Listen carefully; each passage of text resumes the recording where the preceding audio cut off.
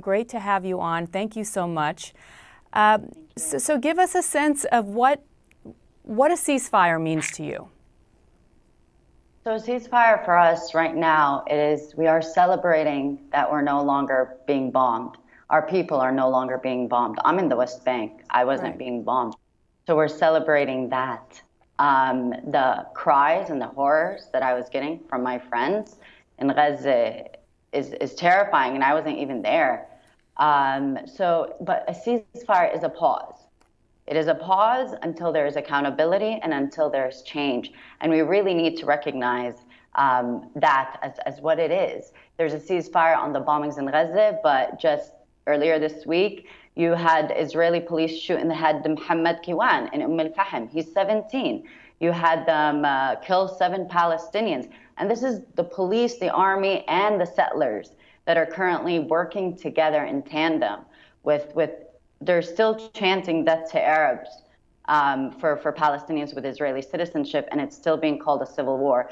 No, this is not a civil war. This is not just between Israeli citizens. This is ethnic cleansing. If you want to call it a civil war is between Israel's right wing and left wing, not between settlers trying to take over the homes of Palestinians and kill them. They just stabbed a man who was working in Hulot settlement near Jaffa with 25 times. He was stabbed 25 times. I guess my question to you is, in having this conversation, and I don't know if you were able to hear the conversation that I had with Yossi, something needs to be done to move forward. And it looks like both political parties are frozen, they're weakened, and it may come down to the younger generation. It may come down to people on the streets, as you write about in one of your latest pieces in The Guardian. You say more and more of this is a continued growth of stamina, endurance, and loss of faith in terms of people, a new generation, a coming-of-age generation born since the pitiful Oslo Accords of 1993 to 1995. These are different voices. And the conversation seems to be the same, and I'm wondering if it can be moved to a different direction of peaceful, equal coexistence. Right. So why do we only speak about coexistence when Palestinians are making noise in the media? Why is no one telling us about coexistence and equality and justice when we are being shot down and displaced from our homes every single day for 73 years? And I can lay you out the evidence, but you will need to give me 73 years worth of airtime. And Yossi is saying, let Palestinians join the mainstream. The mainstream is screaming death to Arabs right now in Israel. That is the mainstream. It's disheartening that we're still having these conversations without real actions. And you need to remember that any movement, whether it's youth or not, were vilified across history. Especially against colonial states. You saw it in Algeria, you saw it in India, you saw it in Tunisia, and the U.S. is still its own colonial state. So let us remove kind of that cowardice to just focus on the Palestinians and having to defend themselves against narratives. Well, what about Hamas? Like, we're all representatives of Hamas. And let's speak about the perpetrators and what is happening on the ground.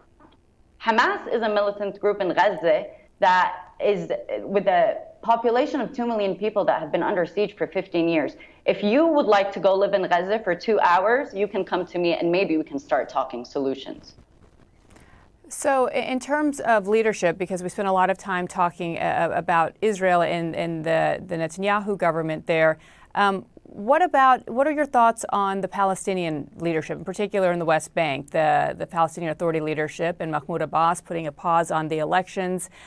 He is also a weakened figure here. And in terms of moving forward, is it new leadership that's required? Is it new investment? What is it in terms of the leadership that may currently be lacking among Palestinians? Right. So I don't think we're lacking in leadership as much as we're lacking in support. The Palestinian Authority is corrupt, and it has colluded with Israel against Palestinians and arrested us on their behalf. But you also need to remember that Israel places so much pressure on any Palestinian representatives and leaders. They signed and shook hands with Yasser Arafat in 93, 94, And then they besieged the Al-Muqata'a compound, the headquarters here, with the president in it. Is that not a violation of international law? So our leadership also needs to be seen as a byproduct of Israel's attempt to continue the ethnic cleansing of Palestinians. I mean, you have Israeli politicians making genocidal statements like flatten the strip. So maybe we can talk about that leadership before we come to the Palestinians. Well, I mean, you also mentioned shaking hands with Yasser Arafat in 94, 95. That was the closest that the two sides did come to a two-state solution, and ultimately it was Arafat who walked away. Going back to Arafat that walked away. I'm sorry, but I really do need to correct you on that. It wasn't Arafat that walked away. That was done with Yitzhak Rabin, who was responsible for break the bones policy against Palestinians when they were in uprising. He literally commanded soldiers to break our joints so that we can become a population that cannot stand for itself.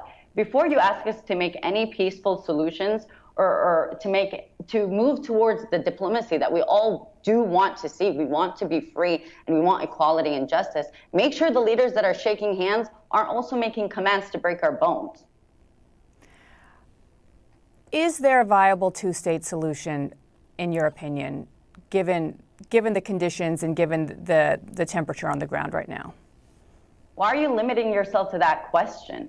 Why is not the question, is there a viable, just solution? Can Palestinians live free? Can they say they're Palestinian without being chased down by settlers shooting at them? Can they say, hi, I want Palestine to be free without worrying about the Israeli military corps charging us with incitement? Because that's what's happening. And it's ridiculous that we're still asking the same old questions. Mariam, I do wonder. Yes, it is a new generation, and I sense your tension and your frustration and the emotions. And you're right, I am not there on the ground. You are there. You're not in Gaza, but you're in the West Bank, and you are seeing what's happening. But don't you think a first step would be having a conversation with an Israeli neighbor who also wants to look forward and to new peace and to listening to each other? We were really trying to hope to have you and Yossi on together, and the fact that couldn't happen sort of speaks to the larger issue at hand, because we're talking about people that, in theory, both have a similar vision for a path forward. Right. Well, Yossi refused to speak with me, but also Yossi was just saying Hamas, Hamas, Hamas, as if that's Palestine. I mean, we've been colonized for 73 years. And if you want us to talk to our neighbors, which neighbors are you talking about? The same neighbors that are trying to kick out Mohammed al-Qud's family from his home, or the neighbors that are shooting at me live ammunition when I'm saying free Palestine? Mariam, I hope we can have this conversation in the weeks and months ahead. Hopefully the ceasefire will continue. It's the best way to sort of take a breath and talk about the issues, because otherwise bullets and rockets flying overhead and killing innocent civilians only makes the matters worse. Thank you so much. We really appreciate it. Thank you. Thank you.